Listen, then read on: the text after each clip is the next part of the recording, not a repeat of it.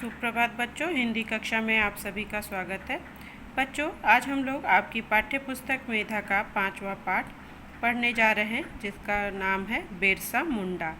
ये भारतीय स्वतंत्रता संग्राम में अपना बलिदान देने वाले बिरसा मुंडा की कहानी है, जो आदिवासी समाज से जिनका संबंध था। तो आइए चलिए प्रारंभ करते हैं। भारत के स्वतंत्रता आंदोलन का इतिहास काफ़ी गौरवशाली रहा है।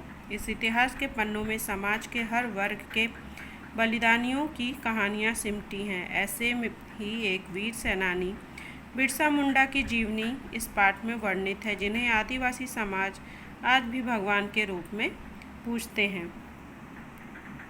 आज हमारा देश स्वाधीन है। इस स्वाधीनता के लिए देश के कितने ही लोगों ने न जाने कितने कष्ट सहे। कुछ फांसी के फंदे पर लटके तो कुछ जेल में यातनाएं सहते रहे। कुछ लोगों को तो काला पानी की सज़ा हुई और उन्हें मांडले जेल भेज दिया गया। हमारी आज़ादी की यह लड़ाई बहुत लंबी चली। आज़ादी की इस लड़ाई में भाग लेने वाले लोगों में से लाला लाजपत राय, बाल गंगाधर तिलक, सुभाष चंद्र बोस, महात्मा गांधी, चंद्रशेखर आज़ाद, सरदार भगत सिंह आदि के नाम तो सभी जानते हैं। बहुत से ऐसे देशभक्त भी हुए जिन्होंने आज़ादी के लिए अपने प्राण न्यौछावर किए, पर उनका नाम बहुत कम लोग जानते हैं। ऐसे ही एक स्वतंत्रता सेनानी थे बिरसा मुंडा। मुंडा एक प्रकार के आदिवासी लोग हैं जो झारखंड, मध्य प्रदेश, छत्तीसगढ़ और उड़ीसा के जंगलों में बसे हुए हैं। मुंडा लोग प्रायः छोटी छोटी बस्तियों में रहते हैं और इनके घर अधिकतर मिट्टी तथा बांस के बने होते हैं। ये लोग बहुत सरल स्वभाव के और मेहनती होते हैं। ऐसे ही एक मुंडा परिवार में बिरसा मुंडा का जन्म 15 नवंबर 1875 को हुआ था। उनका जन्म उलीहातू नामक गांव में हुआ। यह गांव झारखंड राज्य में खूंटी के समीप पड़ता है। उनके पिता का नाम सुगना मुंडा और माता का नाम करमी हातू था। बिरसा का बचपन अन्य साधारण बालकों की भांति ही बीता। वे माता पिता के काम में हाथ बटाते थे। कुछ समय बाद उन्होंने स्कूल छोड़ दिया। धीरे धीरे बालक बिरसा जवान हुए। वे बड़े बुद्धिमान और तेज तर्रार निकले। उनका डील डौल सामान्य मुंडाओं की अपेक्षा विशाल था। बिरसा अब समाज सेवा में रुचि लेने लगे थे। मुंडा समाज धीरे धीरे उनकी ओर आकर्षित होता गया और समाज में उनका प्रभाव और आदर बढ़ता गया।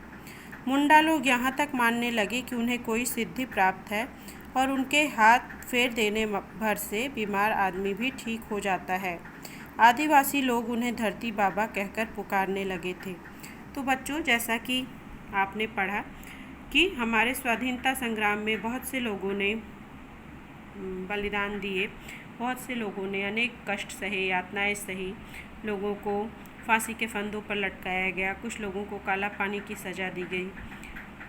और इस लड़ाई में, जो कि बहुत लंबी चली, बहुत से लोगों ने भाग लिया और बहुत से लोगों को सब लोग जानते हैं, जैसे लाला लाजपत राय, गंगाधर तिलक, सुभाष चंद्र बोस, चंद्रशेखर आज़ाद, भगत सिंह, महात्मा गांधी। इन लोगों को तो हर कोई जानता है, पर कुछ ऐसे भी सेनानी थे, ऐसे भी लोग थे जो अपने स्तर पर जिन लोगों ने काम किया और आज़ादी की लड़ाई में अपने देशभक्ति को साबित किया, पर वो लोग उतनी प्रसिद्धि नहीं पा पाए या उन लोगों को बहुत कम लोग जानते हैं। उसी प्रकार के एक व्यक्ति थे बिरसा मुंडा, जिनका जन्म 15 अगस्त 1875 को मुंडा परिवार में हुआ। ये मुंडा एक प्रकार के आदिवासी लोग होते हैं जो झारखंड, मध्य प्रदेश और छत्तीसगढ़, उड़ीसा के जंगलों में बसे होते हैं, जो छोटी छोटी बस्तियों के रूप में रहते हैं। इनके मकान कच्चे होते हैं, जो बांस और मिट्टी के बने होते हैं, और ये लोग बहुत ही सरल स्वभाव के होते हैं, मेहनती होते हैं। उन्हीं में से एक परिवार में बिरसा मुंडा का जन्म 15 नवंबर 1875 को उलीहातू नामक गांव में हुआ था। ये गांव झारखंड राज्य में खूंटी के समीप पड़ता है। उनके पिता का नाम सुगना मुंडा और माता का नाम करमी हातू था। बचपन उनका साधारण ही रहा। कुछ टाइम बाद उन्होंने पढ़ाई छोड़ दी, पर वो बहुत ही बुद्धिमान और तेज तर्रार थे। और उनका डील डौल जो था, उनका जो शरीर था, दिखने में वो बाकी मुंडाओं से थोड़ा अलग थे। वो उन लोगों से हृष्ट पुष्ट थे। उनका शरीर जो था अच्छा था, लंबे चौड़े कदकाठी के वो थे। और बाद में धीरे धीरे उनका मन समाज सेवा में लगने लगा। लोगों की मदद करने के लिए उन्होंने काम करना प्रारंभ किया और ऐसे में उनका जो मुंडा प्रजाति थी उन लोगों के बीच में उनका बहुत ज़्यादा जो मान था, आदर था, प्रभाव था, वो बढ़ गया। और लोग तो ये भी कहते थे कि उनको कोई प्रसिद्धि प्राप्त है कि अगर वो बीमार पे भी हाथ लगा दे तो वो भी ठीक हो जाएगा। आदिवासी लोग उन्हें धरती बाबा कहकर बुलाते थे। बच्चों, आज के लिए इतना ही, बाकी का हम अगली कक्षा में पढ़ेंगे। धन्यवाद।